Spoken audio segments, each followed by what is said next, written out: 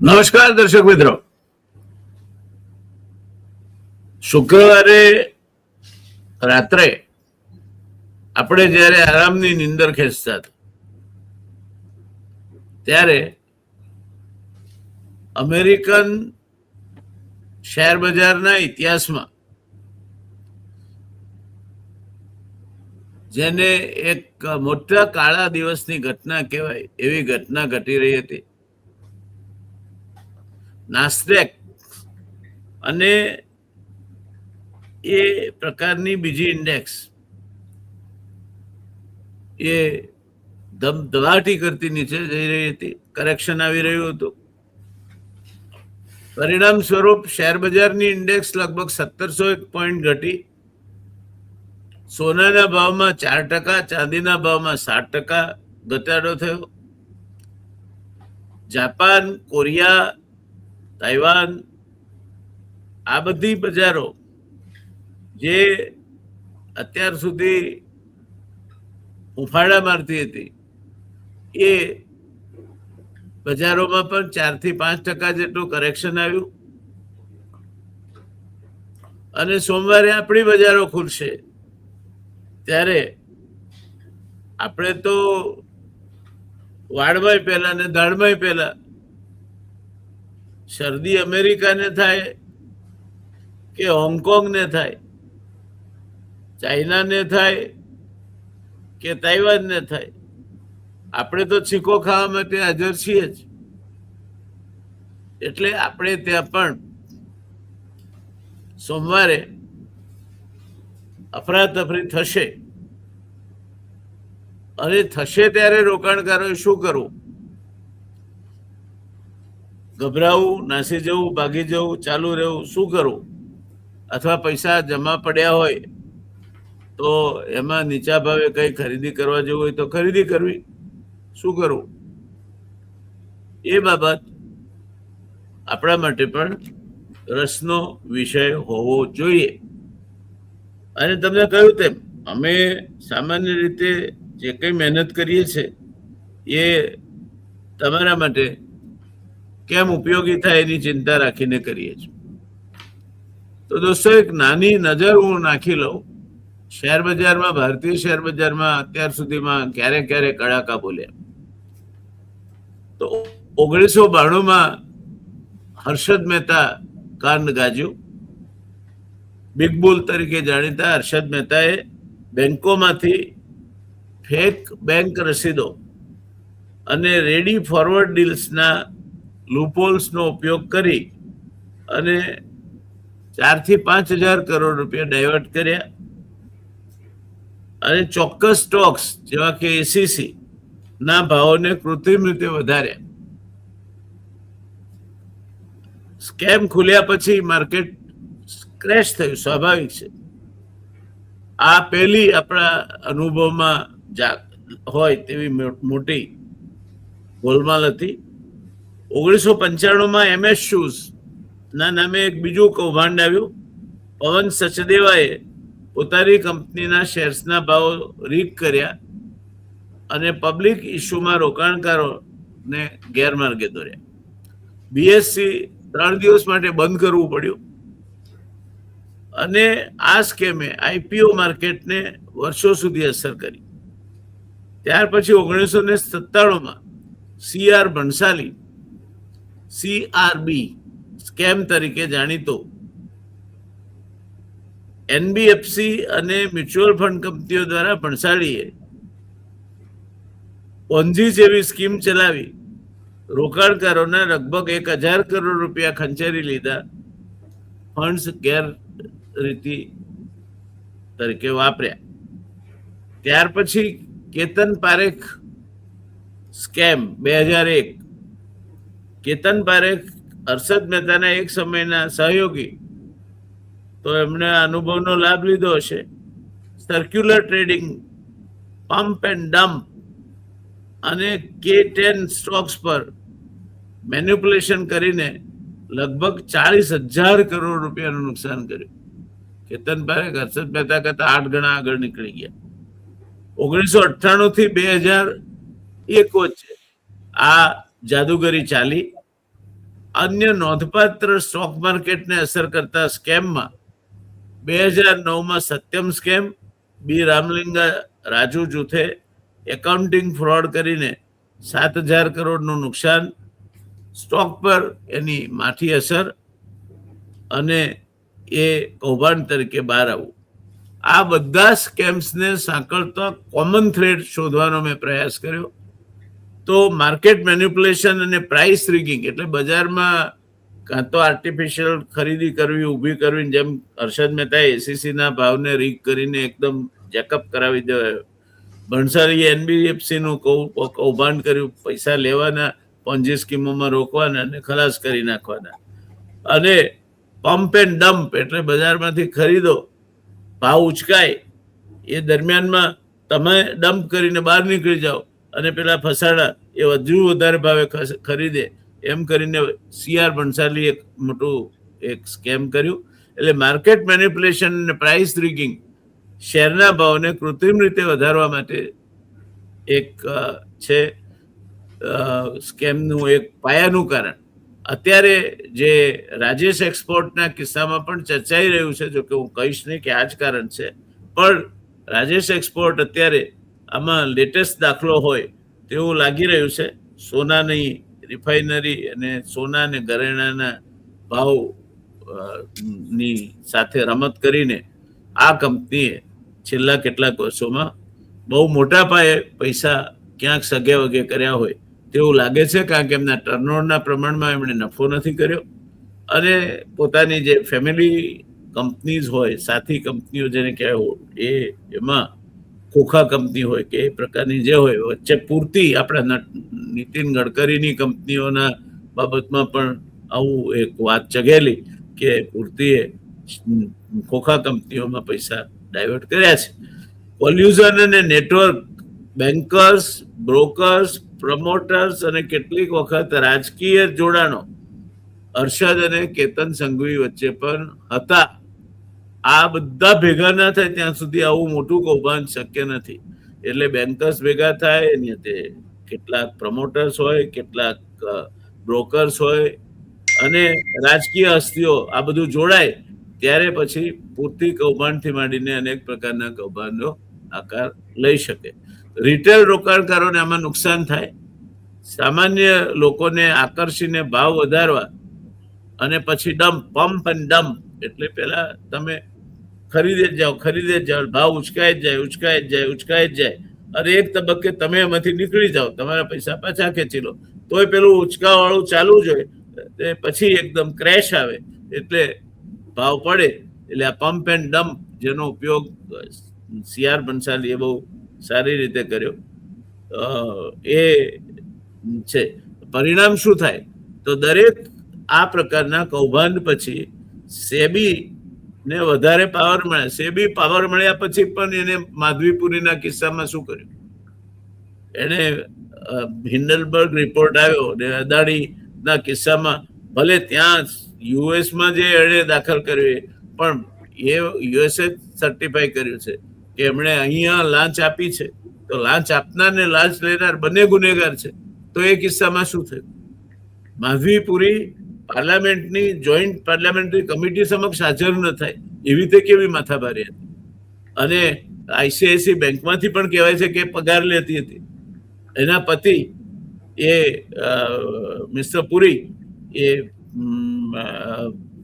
જે કંપનીઓમાં હિત ધરાવતા હતા, જેમ ચંદા કોચર ને એના પતિના કન્સલ્ટન્સી અને હિત ધરાવતા હતા ધૂતની કંપનીઓમાં, તો એના માટે ચંદા કોચર સામે કડક પગલા લેવામાં આવ્યા. તો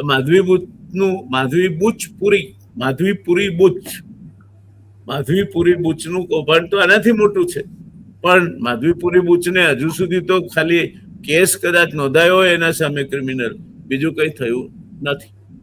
ત્યારે અમેરિકન બજારમાં બે ઘટનાઓ ઘટી.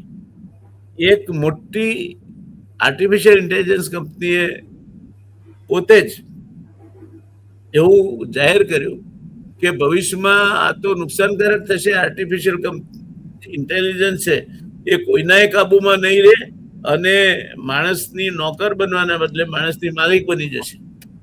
આ જાહેરાત કરી એન્થ્રોપિક કંપની જે આ ક્ષેત્રમાં મોટામાં મોટી કંપની ગણાય એને, અને બીજો એક બનાવ એવો બન્યો કે જે રિપોર્ટ આવ્યો યુએસ લેબર ડિપાર્ટમેન્ટનો મે મહિનામાં, એને 1,72,000 આ ટ્રમ્પ રાડો પાડીને કે છે એના પરિણામ સ્વરૂપ હોય, ગમે તે મેનિપ્યુલેશન એમાં પણ થયું હોય એવી શક્યતા નકારી શકાય નહીં. પણ અમેરિકામાં 1,72,000 નવી નોકરીઓ ઊભી થઈ. એટલે મંદી નથી, અને મંદી નથી એટલે બોન્ડના ભાવ ઘટાડવાનો જે બધા આશા રાખીને બેઠા હતા તે બોન્ડના ભાવ નહીં ઘટે. એ ને કારણે આ જે શ્રમ બજાર છે એ ફેડરલ રિઝર્વને એવા સંકેત આપે છે કે અર્થતંત્ર ઠંડુ નથી પડી રહ્યું, જેનાથી બોન્ડના રેટ, વ્યાજ દર ઘટાડવાની શક્યતા ઓછી થઈ રહી છે અને બોન્ડ યીલ્ડ ઊંચી રહેશે. એટલે અમેરિકામાં બોન્ડના ભાવ ઉપરની યીલ્ડ વધશે અને એના રેટ નહીં ઘટે. આ માન્યતા એ પણ ટેક હેવી જે એનવિડિયા ને એ લોકોના ઉપર પેલા એન્થ્રોપિકને કારણે અથોડો પડ્યો. તો બાકીના ઇન્વેસ્ટર્સ ઉપર બોન્ડ રેટની જે અપેક્ષા હતી એમની કે હવે નવો ફેડરલ ચીફ આવ્યો છે ને એ ટ્રમ્પનો માણસ છે, અને ટ્રમ્પ ક્યારનો રાડો પાડીને કહે છે કે બોન્ડના ભાવ હું ઘટવા નહીં દઉં. તો હવે પરિસ્થિતિ એવી આવી, લોકોની અપેક્ષા હતી કે હવે તો છૂટકો નથી ઘટાડ્યા વગર, કારણ કે અમેરિકામાં મંદી આવી રહી છે, નોકરીઓ ઘટી રહી છે, ફુગાવો વધી રહ્યો છે. ત્યારે અમેરિકન લેબર ડિપાર્ટમેન્ટે તો અહેવાલ આપ્યો, તે તો એવું બતાવે છે કે બીજી 1,72,000 નવી નોકરીઓ ઊભી થઈ. એટલે હવે બોન્ડ યીલ્ડ ઘટવા માટેની શક્યતાઓ નથી, એટલે રેટ નહીં ઘટે. આ બધા ગરબડ ગોટાળા વચ્ચે અમેરિકાનું સ્ટોક માર્કેટ 1,700 પોઈન્ટ પડ્યું. સોનાના ભાવમાં ક્રેશ આવ્યો, 4% ઘટ્યું એક ઝાટકે. ચાંદીના ભાવમાં ક્રેશ આવ્યો, 7% ઘટી. જે માર્કેટ આ એઆઈ પર એને ચીપ પૂરી પાડવાના કારણે ધમધમતા હતા, એના સ્ટોક્સમાં ખાડો પડ્યો. એટલે જાપાન, કોરિયા, તાઇવાનના સ્ટોક એક્સચેન્જ 4% ઘટ્યા. તો આપણું શું થશે એની આપણે ચર્ચા કરવી છે, અને એ માટે આટલી વિસ્તૃત ભૂમિકા તમને સમજાઈ હશે. ના સમજાયું હોય તો આ ઇસ્યુ બીજી વાર, આ આખો કાર્યક્રમ બીજી વાર જોજો. જો તમારું સ્ટોકમાં રોકાણ હોય તો આજે શનિવારે આ કાર્યક્રમ તમે જુઓ છો, કાલે રવિવારે 1 વાર, 2 વાર, 3 વાર, 4 વાર જોજો તો સમજાશે. તમારા મિત્રોને પણ ફોરવર્ડ કરજો, જેટલું વધારેમાં વધારે શેર થાય તેટલું શેર કરજો. અને હવે આ બાબતમાં ભારતીય શેર બજાર કઈ બાજુ જશે અને શું પરિસ્થિતિ છે એ અંગે આપણે રવિભાઈ પાસે જઈશું. અને મેં ખાસું 12 મિનિટ તમને વિવરણ આપ્યું છે, આનાથી વધારે તમને કોઈ શીખવાડી શકે નહીં. મારા જે ધી રિયલ ડિબેટના જે દર્શકો છે એમને આ ટ્યુશન આપ્યું, એટલું ટ્યુશન શેર બજારમાં રોકાણ માટે બીજી કોઈ જગ્યાએથી તમને મળતું હોય એવી કોઈ શક્યતા નથી. શોધી કાઢજો મળતું હોય, અને આટલી સરળ ભાષામાં સમજાવીને કોઈ કહેતું હોય તો. એટલે જઈએ આપણે રવિભાઈ પાસે. Over to you Ravibhai. Thank you. અને બેઝિકલી અમારે ઘણી વાર ભાષા હાર્ડ થઈ જાય, કારણ કે અમે શું છે કે અમુક ટેકનિકલ વર્ડ આવી જાય કે અમુક સમજાવવાની મીન્સ કે આટલો એક્સપિરિયન્સ નહીં, અને થોડા મીન્સ કે બેઝિક શીખી રહ્યા છે. બટ હા, માર્કેટમાં જે રીતે મીન્સ કે ડી ડે ગણી શકાય, ડિઝાસ્ટર ડે, અને એ ડિઝાસ્ટર ડે શુક્રવારનો દિવસ હતો. અને તમે રાઇટલી પોઈન્ટ આઉટ કરો, આપણે જયારે જેટલી ઊંઘ આપણી ગહેરી થઈ એટલે અમેરિકામાં ઊંડી થઈ. મીન્સ કે માર્કેટને એવું હતું કે આ કદાચ ઘડીકમાં છે એ રિવર્સ થઈ જશે, અને આ રિવર્સલ છે એ આવશે એટલે આપણે સવારે જાગીશું ત્યારે કદાચ નાસ્ડેક એટલું વીક નહીં હોય. પણ નાસ્ડેક 300 પોઈન્ટ થી મંદી ચાલુ થઈ હતી, હર કલાકે હર નવો લો, અને લાસ્ટમાં બંધ થયું 1:30 નાસ્ડેક આપણા ભારતીય ટાઈમ અનુસાર બંધ થાય ત્યારે 1200-1300 પોઈન્ટ હતું.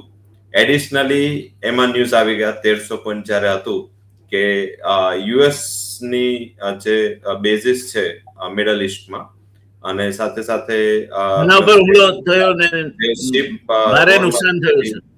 હોર્મઝ થી પસાર થઈ રહ્યા છે એના ઉપર ઈરાને હુમલો કર્યો છે અને પછી કાઉન્ટર હુમલો. આ બે ન્યૂઝ તરત જ આવી ગયા અને એના હિસાબે નાસ્ટેક છે એ 1800 પોઈન્ટ 17 to 1800 પોઈન્ટ માઇનસ બંધ આવ્યું. બસ મેં 1700-1800 કહ્યું મારા પેલામાં, એટલે જે સૌથી મોટું કરેક્શન છે ઓક્ટોબર 2025 પછી આમ જોઈએ તો એમના કેલેન્ડર યરનું સૌથી મોટું કરેક્શન અને બેઝિક અનએક્સપેક્ટેડ કરેક્શન.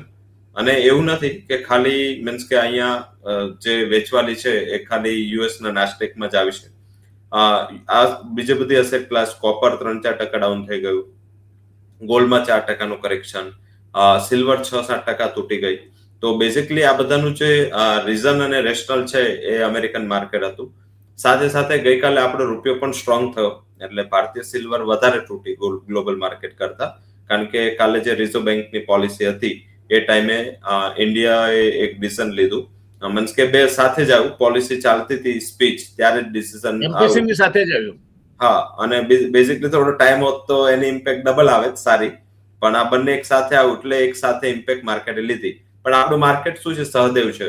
લોકોને બહુ ક્વેશ્ચન થતા હતા અને એટલા બધા કોલ્સ આવ્યા કે આટલું મોટું ડિસિઝન લીધું, 70 થી 80 બિલિયન ડોલરનો ઇન્ફ્લો બોન્ડ માર્કેટમાં આ ડિસિઝનથી આવશે એવું માર્કેટનું માનવું છે. છતાં પણ ભારતીય માર્કેટ છે એ કેમ ઘટ્યું એનો ઉત્તર રાત્રે મળી ગયો. અને આપણે તમે રાઇટલી પોઈન્ટ આઉટ કર્યું, સહદેવને શું હતું, બચારું સહદેવ સૌથી દુઃખી પાત્ર હતું મહાભારતનું, કારણ કે એને ખ્યાલ હતું કે વોર થવાનું છે. એટલે જયારે થવાનું હતું એ પહેલા પણ દુઃખી ને વોરમાં પણ દુઃખી. તો બેઝિકલી એ માર્કેટ આપણા માર્કેટનું એ જ છે. આપણું માર્કેટ સહદેવ છે એટલે અમુક અનુમાનથી આપણે તૂટીએ અને પછી જયારે રિયલ ઇવેન્ટ થાય તો ફરીથી પાછું એ આપણે એની સાથે તૂટીએ. પણ આ સેટઅપમાં મને એવું લાગી રહ્યું છે કે એક મોટું પરિવર્તન હવે ગ્લોબલ માર્કેટમાં થવા જઈ રહ્યું છે, જે તમને આગામી સમયમાં, અત્યારે હજી ડિસ્કશન નહીં થાય, આપણો શો જોઈને કોઈ ડિસ્કસ કરે અલગ વસ્તુ છે, પણ હજી ક્યાંય ડિસ્કશન નથી થયું એ છે કે ગ્લોબલ અલ્ગો બેસી ગયો છે.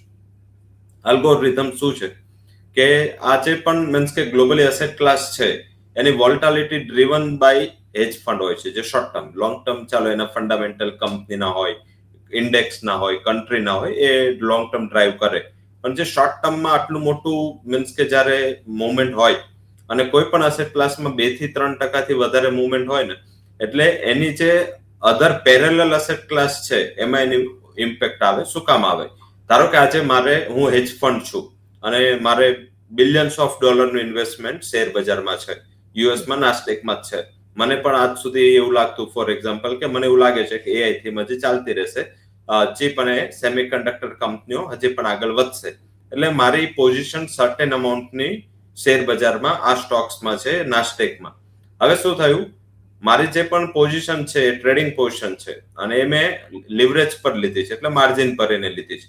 એટલે હવે વોલેટાલિટી ગ્લોબલ માર્કેટની વધી એટલે એક તો વોલેટાલિટી વધવાનું માર્જિન એડિશનલ ભરવું પડે, અને બીજું જે માર્જિન છે એ હું જો બાઇંગમાં હોય અને એક માઇનસમાં આટલી મોટી પોઝિશન, 4-5% તો ઇન્ડેક્સ છે, સ્ટોક 12-15% સારા સ્ટોક નીચે છે. હવે એ 15% સ્ટોક નીચે છે એટલે મારી પાસે અલગથી વધારે લોસનું M2M ભરવાની જવાબદારી મારી બેસે. અને એ M2M ઇન્ડિયા હોય કે યુએસ, એ M2M ડેઈલી બેઝ પર ભરવું પડે. એટલે હું શું કરીશ કે હું બીજી એસેટ જોઈશ કે મારી બીજી એસેટ કઈ પ્રોફિટમાં છે, એ બિટકોઇન છે, for example A gold silver છે, ગમે ત્યાં મારી બીજી એસેટ હશે હું એને સેલ ઓફ કરીશ.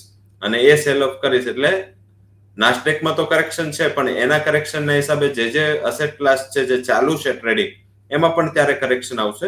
એટલે તમને એવું થતું હશે કે ભાઈ આવું નકારાત્મક હોય તો સિલ્વર ગોલ્ડ કેમ ના ચાલે? એનું રીઝન આ છે કે હેજ ફંડની પોઝિશનો ત્યાં તૂટી હોય અને એમને માર્જિન ઓબ્લિગેશનના હિસાબે એમને ત્યાં ટ્રેડ કરવો હોય. એટલે હવે ગોલ્ડ સિલ્વરમાં મંદીનું રીઝન ફંડામેન્ટલ બીજું નીકળીને આવી ગયું.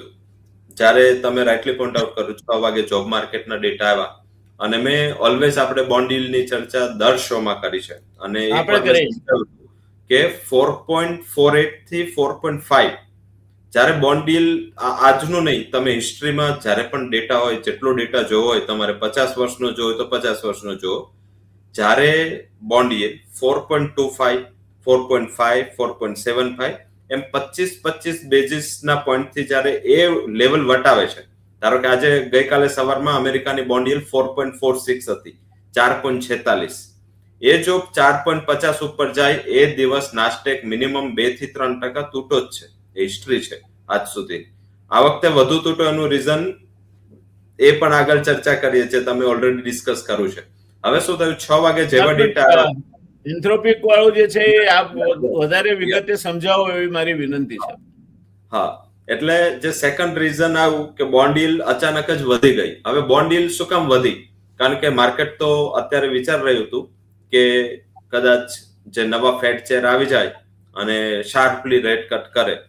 એ જે લોકો વિચારવાળા છે કે અમેરિકન પોલિસી મેકરને પણ આપણો શો જોવો જોઈએ, કારણ કે મેં પહેલેથી કીધું છે કે ગમે ફેડ ચેર આવે, અમેરિકન બોન્ડ yield નું કોઈ એવું ઇન્ડિકેશન નથી કે રેટ કટ થશે. કાલે યુએસ પ્રેસિડેન્ટે તરત જ જેવું આ ડેટા સારા આવ્યા તેમને કીધું રેટ કટ કરવા જોઈએ. હવે રેટ કટ ના થાય, કારણ કે ફેડ છે એક એજન્સી છે અને ફેડ નું મેજર કામ છે ઇન્ફ્લેશનને ટેપ કરવાનું. એટલે બેઝિક જો જોબ માર્કેટના આટલા સારા ડેટા આવ્યા અને non farm payroll monthly data છે, દર મહિનાના પહેલા શુક્રવારે આ ડેટા આવે છે. હવે આ ડેટા આટલો મોટો ઇમ્પેક્ટ ના કરે, પણ અત્યારે સંજોગો શું છે કે માર્કેટ ઓવર એક્સપેક્ટેશન લઈને બેઠું છે કે હવે ઇન્ટરેસ્ટ રેટ કટ થશે. અને હંમેશા તમને દર વખતે જ્યારે માર પડે કે ભાઈ તમે ખોટું ડિસિઝન લીધું છે અને હંમેશા એ તમારા અનફેવરમાં કન્ડિશન જાય એટલે જે સામેવાળી પોઝિશન શોર્ટ થવાનું જે વેગ છે ને પ્રબળ હોય. ધારો કે તમે બાય કરીને બેઠા છે, સતત નકારાત્મક ન્યૂઝ આવતા રહેશે, તો પછી છેલ્લે શું થાય, એક ટાઈમ પછી લોકો કંટાળીને પોઝિશનને છોડી દે. એ પોઝિશન કાલે થઈ અને બોન્ડ માર્કેટ 4.54, એટલે કાલે 8 બેઝિસ પોઈન્ટ બોન્ડ માર્કેટની yield વધી. હવે આપણને એવું થાય 8 બેઝિસ પોઈન્ટમાં શું આટલું ફરક પડતો હોય, પણ એ ફરક શું પડ્યો, કાલે સવારે જે લોકો એવું એક્સપેક્ટ કરીને ગયા હતા કે અમેરિકામાં ઇન્ટરેસ્ટ રેટ યા તો કટ થશે યા સ્ટેબલ રહેશે, એ સાંજે જ્યારે અમેરિકન માર્કેટ ખુલ્યું 7 વાગે ત્યારે 2 રેટ હાઇકની માર્કેટે અપેક્ષા પોતાના રેટમાં લેવાની હતી. એટલે 2 રેટ હાઇક જો 50 બેઝિસથી રેટ હાઇક કરવાનું છે તો મારા હિસાબે એ સૌથી મોટું ફેક્ટર હતું કે માર્કેટ તો ઊંધું વિચારીને આ બધા ટેકનોલોજી સ્ટોક્સને એટલું વેલ્યુએશન આપી રહ્યું હતું કે રેટ કટ થશે, એની સામે રેટ હાઇક 2 રેટ હાઇકની પ્રોબેબિલિટી બની ગઈ કાલે. તો બેઝિક આ ડેટા મેક્રોસ જોઈ વિચારીને, આપણે પહેલા ઘણી વાર કીધું છે કે હંમેશા તમારે થોડું જોઈ વિચારીને આ બધું શીખવું જોઈએ. અને પછી માર્કેટમાં કરશો તો શું છે કે તમે 7 વાગે મીન્સ કે ફોર એક્ઝામ્પલ તમારી પાસે ગોલ્ડ સિલ્વરની પોઝિશન ટ્રેડિંગ હતી, કારણ કે ઇક્વિટી તો બંધ હતું, તો બેઝિકલી એ તમે ત્યારે તમારી પોઝિશનને મીન્સ કે સેફ કર્યો હોત તો 3% 4% ગોલ્ડની મંદી તમે બચી જતી. તો અગર તમારી પાસે ઇક્વિટી છે તો મેં હંમેશા કીધું છે કે 4.5 ની આસપાસ હોય, 4.75 ની આસપાસ હોય કે 5 ની આસપાસ હોય કે 4 ની, એમ 25 બેઝિસની આસપાસ જ્યારે રેટ ઘૂમતા ને ત્યારે માર્કેટમાં સ્પેક્યુલેશન વોલ્ટાલિટી બહુ ફરે, કારણ કે 4.5 ઉપર જાય તો માર્કેટ અલગ વિચારવા માંડે, 4.5 નીચે આવે તો અલગ વિચારે. એટલે ત્યારે આપણી પોઝિશન ટ્રેડિંગ હોય કે ઇન્વેસ્ટમેન્ટ તો થોડું વેઇટ એન્ડ વોચ નો માહોલ રાખવો જોઈએ. તો બેઝિકલી આ થોડું પ્રિવેન્ટિવ છે. ઓલવેઝ બોન્ડ yield જો, ડોલર જો, ડોલર 99 ઉપર કાલે સવારે જ પહોંચી ગયો હતો, તો કાલે જેવું ઇન્ડિકેશન સવારથી મળી રહ્યું હતું કે કંઈક ડેટામાં થોડું સારા ડેટા આવશે. પ્લસ ત્રીજું રીઝન આપે જેમ જણાવ્યું એન્થ્રોપિક, હવે વર્લ્ડની સૌથી મોટી અને સૌથી ફેવરિટ એઆઈ કંપની છે. હવે બીજી બધી છે પણ એમને સેમિકન્ડક્ટર બિઝનેસ લાઈક એનવીડિયા છે, પણ એ સેમિકન્ડક્ટર બિઝનેસમાં પણ છે, પણ પ્યોર એઆઈ કંપની તો એન્થ્રોપિક છે. અને એન્થ્રોપિકની ટેકનોલોજીનો યુઝ કરીને તે એ લોકો મીન્સ કે 2-3 વોરના મીન્સ કે વોર કોઈ પ્રેસિડેન્ટને ઉઠાવવા માટે આ બધી માટે એન્થ્રોપિકની ટેકનોલોજીનો યુઝ થયો હતો. હવે આ એન્થ્રોપિક છે એના ઓનરને અચાનક જ બ્રહ્મ જ્ઞાન થયું અને એમને વાત કરી કે આ ટેકનોલોજી અત્યારે એઆઈ છે ને, એ અત્યાર સુધી ધારો કે તમારી પાસે કોઈ XYZ કંપનીનો ફોન છે અને એ ફોનમાં અપડેટ આવે છે, તો એ ફોન તમને પૂછે છે કે ભાઈ હું અપડેટ કરું કે ના કરું. તારી પાસે લાઈક કે કોઈ પણ એપ્લિકેશન ડાઉનલોડ કરેલી છે તો એપ્લિકેશન તમને અત્યારે પૂછે છે કે ભાઈ હું ડાઉનલોડ કરું કે ના કરું. હવે એમનું એવું માનવું છે કે થ્રુ યુઝ ઓફ એઆઈ ખુદ રોજ ને રોજ પોતે સ્માર્ટ બની ગયું છે ને પૂછતું નથી તમને, એ પોતાને ખુદને અપગ્રેડ કરી રહ્યું છે. એટલે ધારો કે આ હોલિવૂડના મૂવી જે હતા ઘણા બધા આપણે આગળ જોયા, તો આ ટોપિક ઉપર તો 6-7 હોલિવૂડ મૂવી જે બિલિયન્સ ઓફ ડોલર કમાયા છે પોતાના મૂવી ઉતારીને, સેમ એજ લેવલ પર જઈ રહ્યા છો. ને આ આપણા શોમાં મેં ઘણા પહેલા ટાઈમ જ કીધું હતું કે એઆઈ છે એનું જે નેગેટિવ યુઝેસ છે ને એના હિસાબે આખું વર્લ્ડને ડરવાની જરૂર છે. પણ વર્લ્ડ શું છે કે આપણે ઇઝી લાઈફ જોઈએ છે, એટલે આપણે શું છે કે ઇઝી લાઈફનું વિચારી અને અત્યારે આની નેગેટિવ કોન્સિક્વન્સીસ આપણે વિચારી નહીં. ના તો દુનિયા વિચાર રહ્યું હતું, પણ એન્થ્રોપિકે જ્યારે કીધું એટલે લોકોને શું થયું કે જે એઆઈ બેઝ ઇન્વેસ્ટમેન્ટ જે જઈ રહ્યું છે અમેરિકન કંપનીઓમાં, એ એઆઈ બેઝ ઇન્વેસ્ટમેન્ટ એક તો ડર શું છે કે ધારો કે એન્થ્રોપિક કે ત્યાંની ઓપન એઆઈ એમને જે ટેકનોલોજીમાં બિલિયન્સ ઓફ ડોલર લગાવીને જે અત્યારે વેલ્યુએશન ક્રિએટ કર્યું છે કે આજે હું બિલિયન્સ ઓફ ડોલર લગાવીને ઇન્વેસ્ટ કરું છું, તો ચાઇનાએ એનાથી 100th કોસ્ટમાં, એટલે એને જો 100 રૂપિયાનું કેપેક્સ લગાવ્યું છે, ચાઇનાએ વસ્તુ 1 રૂપિયામાં બનાવી દીધી. હવે જો ચાઇનાએ બનાવી છે અને ચાઇના 1 રૂપિયામાં બનાવી છે અને ચાઇનામાં તો કોઈ રૂલ લાગતો નથી, તો આની નેગેટિવ કોન્સિક્વન્સીસ આગળ જતા બહુ જશે. અને એ લોકો તો રોબોટમાં ચાલુ પણ કરી દીધું છે. અને રોબો પ્લસ એઆઈ, તમે નહીં માનો, જો હ્યુમન કોસ્ટ કે સોશિયલ લાઈફનું સૌથી મોટું આગળ જતા આપણે શો કરશું અને બાય ફોર્ચ્યુનેટ આપણે કરશું ત્યારે જ થશે. હ્યુમન ને સોશિયલ લાઈફનો સૌથી મોટું થ્રેટ બની જશે આ, જો એઆઈ ને રોબો ભેગું થયું છે અને થઈ ગયું છે, આપણને ખ્યાલ નથી, થઈ ગયું છે. તો બેઝિકલી એમને ખ્યાલ આવી ગયો, એટલે એમને મીન્સ કે એમને હશે જ ખ્યાલ, પણ કાલે રિવીલ કરું એટલે ત્યાંના એઆઈ સ્ટોકમાં બહુ મોટું કરેક્શન આવ્યું.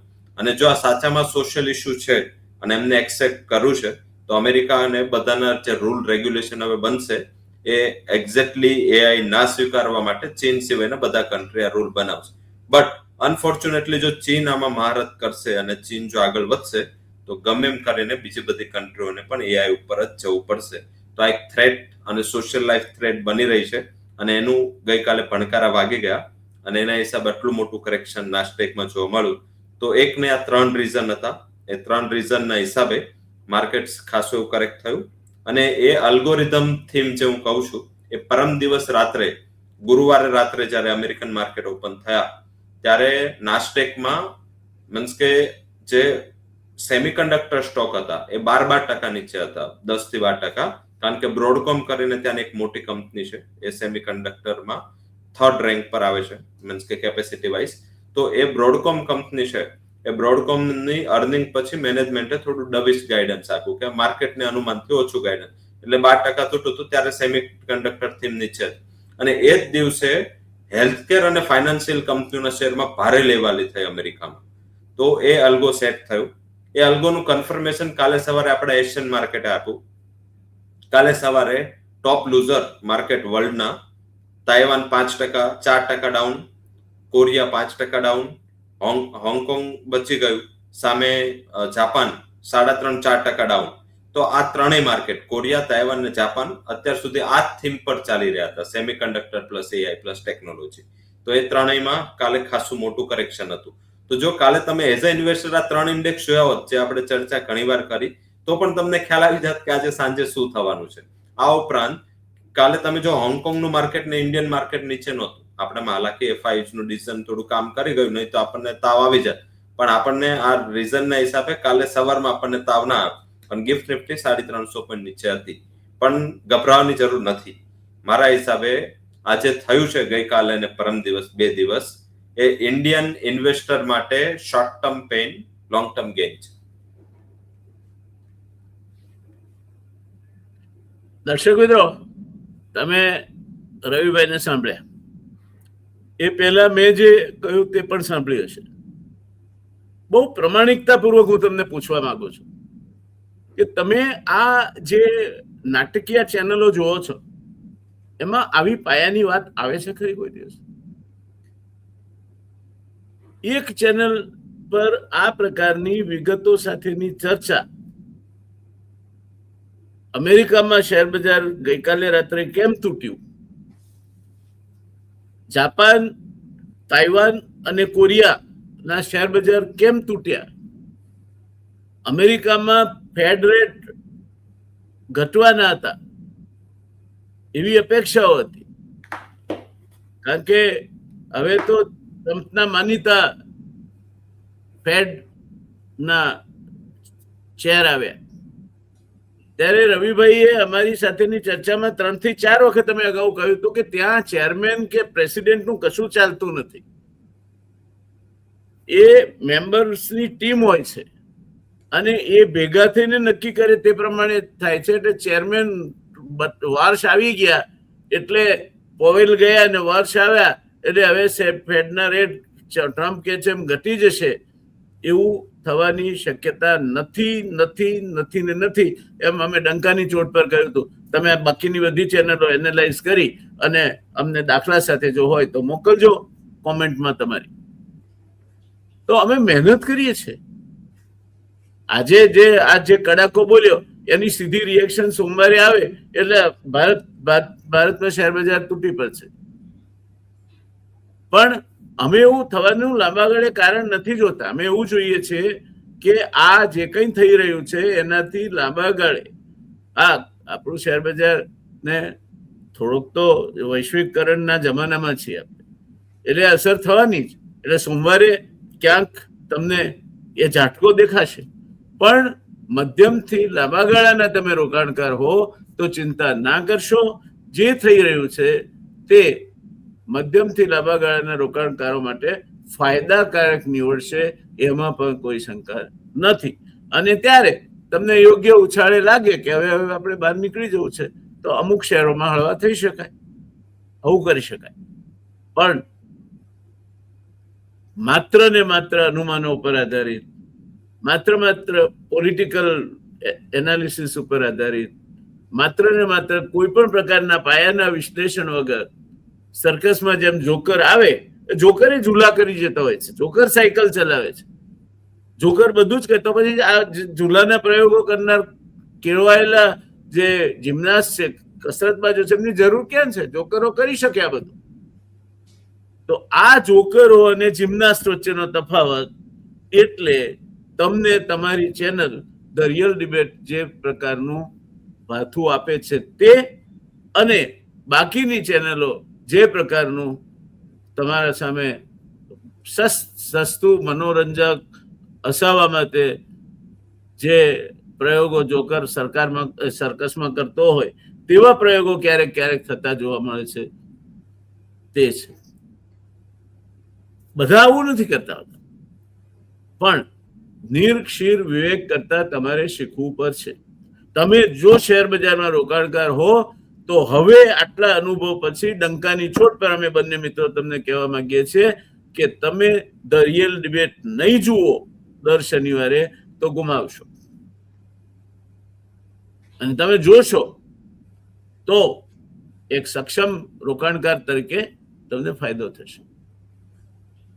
નિર્ણય તમારે કરવાનો છે. સોનું સોનાના ભાવે જ વેચાય છે, હીરો હીરાના ભાવે જ વેચાય છે. હવે લેબગ્રોન ડાયમંડ લાવી અને તમે હીરાની હરીફાઈમાં એને મૂકવા માંગતા હશો તો શરૂઆતમાં કેટલોક સમય થશે હરીફાઈ. શરૂઆતમાં બનાવટી સોનું બજારમાં આવી જાય તો એ ભાવ તોડશે. પણ જે સાચું છે, લાંબા ગાળે સોનું અથવા ચાંદીના ભાવ જો આજથી 10 વર્ષ લઈને ચાલતા હો તો ઘટવાના નથી નથી ને નથી, વધશે. એટલે ગભરાઈને તમે પૈસા ફાજલ ના જોઈતા હોય અને ખાલી ખોટા બજારના રવાડે ચડીને, અફવાઓના રવાડે ચડીને તમે વેચશો. એ જ રીતે શેર બજારમાં થોભો અને રાહ જુઓ. આ ટેમ્પરરી છે, આનાથી લાંબા ગાળે નુકસાન નથી, મધ્યમ ગાળે પણ નુકસાન નથી, એવું અમે બંને મિત્રો કહીએ છીએ. તો દોસ્તો, આ ચર્ચાને આજે અહીં થંભાવીશું આપણે. મારે બીજી એક વાત કરી છે. અમે બંને મિત્રો ભેગા થઈને એક પુસ્તક લખી રહ્યા છે જે લગભગ નવેમ્બરમાં બજારમાં મૂકીશું. ચાલુ કરી દીધું લખો.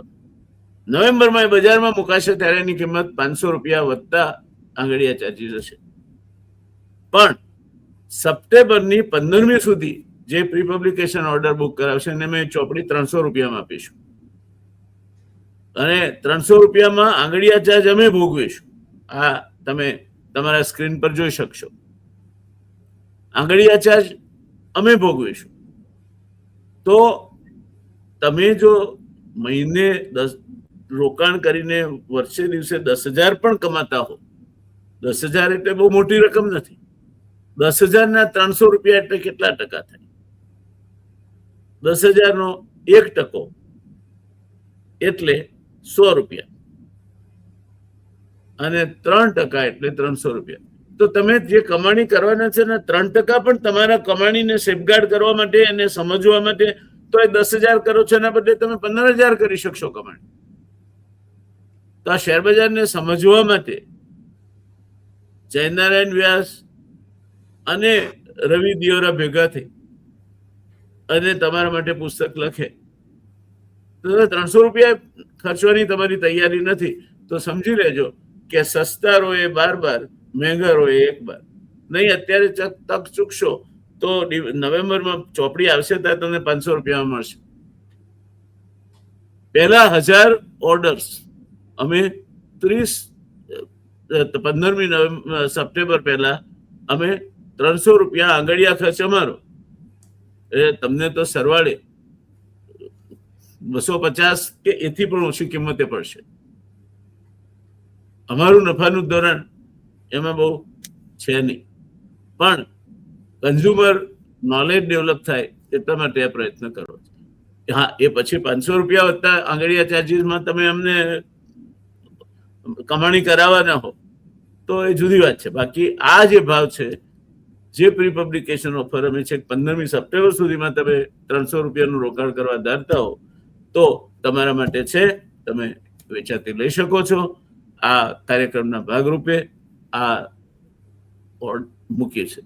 સમિંગ અપ, રવિભાઈની મંજૂરી સાથે એમને અમારા બેનાવતી હું કહું છું કે સોમવારે બજાર પડે તો ગભરાશો નહીં, દોડાદોડી ના કરશો, પડશે. સોનાના ભાવ ઘટશે, ચાંદીના ભાવ ઘટશે, પણ આ બધી જે ઘટનાઓ છે એને તમે 1 વર્ષ પછી જોવાના હો તો ચિત્ર બદલાશે.